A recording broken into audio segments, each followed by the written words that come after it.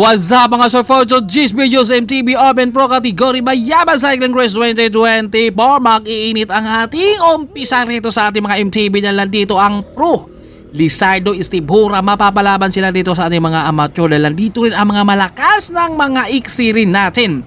Dave Emmanuel at nandito pa si Chokoy. Napakagandang laban to. Pag-start pa lang angatan na kaagad at si Randy bumanat na sa ahon.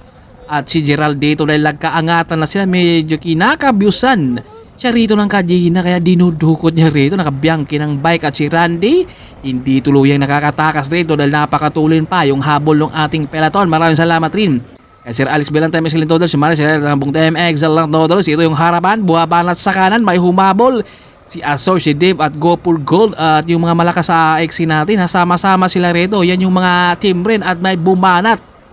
Dalawa, Lizardo, habol naman siya rito dahil nandyan yung kanyang kakampi na si Steve Hura na handang rumimati. Kailangan siya muna daw ang magdo-domestic rito. Malakas yung ating mga amateur, mapapalaban sila.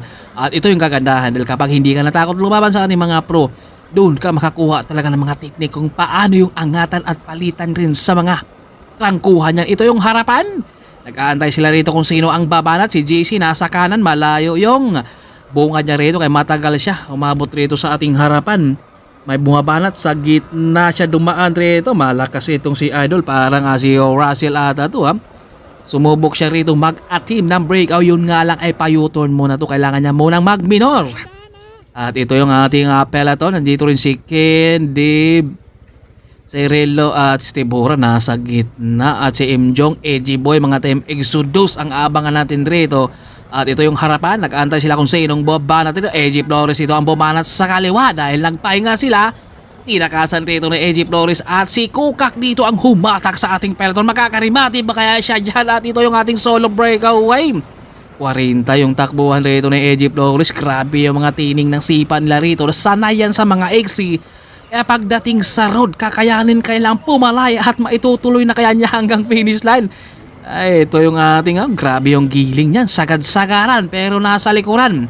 Ang ating peloton, Lizardo humahatak rito dahil nandyan yung kanyang kakampi sa likuran. Siyempre habol naman siya dyan. Nasa likod rin si Chokoy, si Azor. Bumuka yung harapan, biglang bumanat rin. Habol ang mga itong si AJ Boy rito.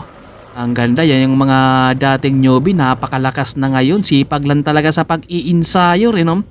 Habol rito si Edgy Boy dahil naputol sila sa ahon. Kailangan mo rin dito kapag ikaw ay dalayo dito sa may daang green doble ingatan tayo dahil medyo marami rin mga sasakyan rito. Kumaga syempre safety first din talaga. Napuputol kaya si Kukak hinahatak niya rito at nasa likod etong si Lizardo.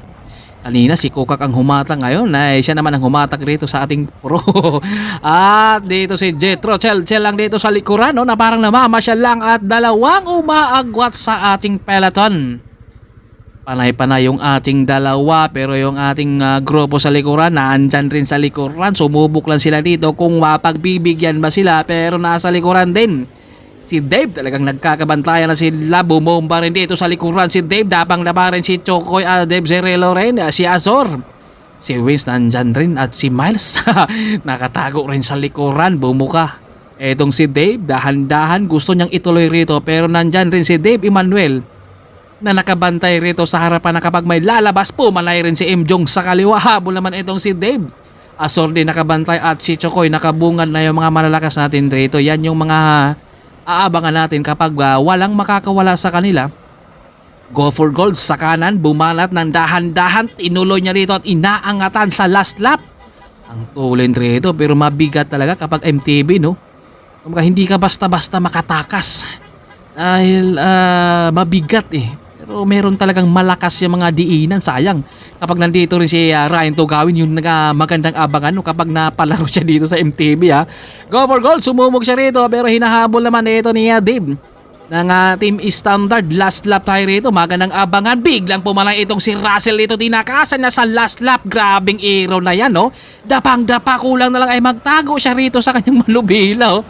Grabe yung cambio rin dito. 42 o 44 yung kanyang plato rin. Grabing sagad-sagaran. Yung kanyang maintain rin dito, kargahang RB na yan 44 to 45 na rito. Pero papayag kaya yung ating grupo na makakawala ng tuluyan sa last lap? Eto na si Dave. Si Relo nasa likuran na, kumbaga hindi siya pumapayag dahil nandyan yung kanyang kakampi dahil sama-sama.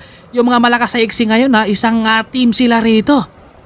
Hindi nakawala etong si Russell, bumuka yung harapan, nag-aantay sila kung sinong babanat. Si Gerald galing sa likuran, biglang bumanat sa harapan natin, no?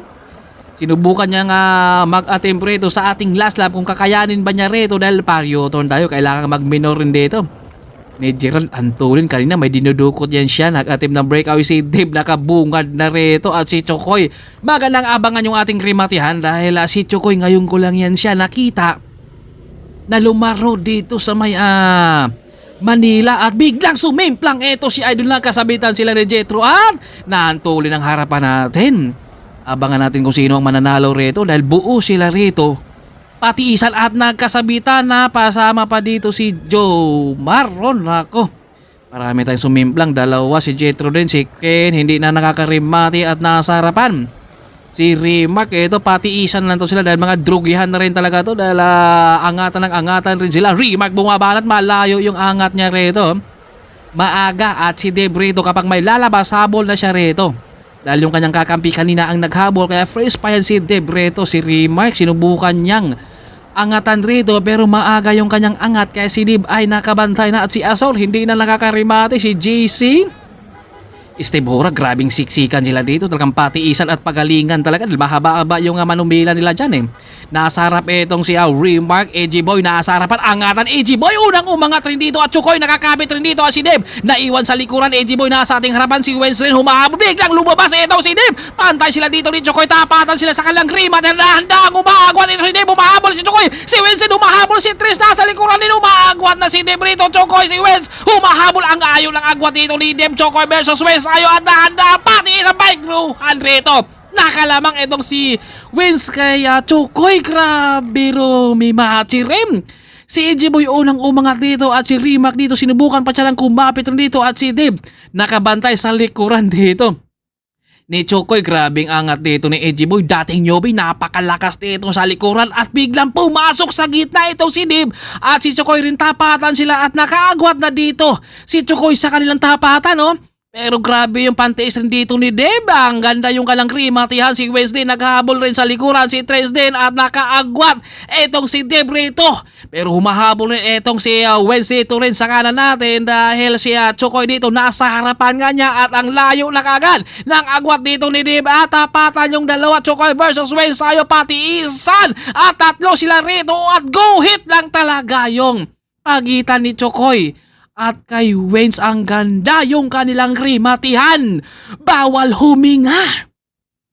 Grabe yung ating laban. Congrats sa ating mananalo. Grabe si Chokoy, nang hinayang siya.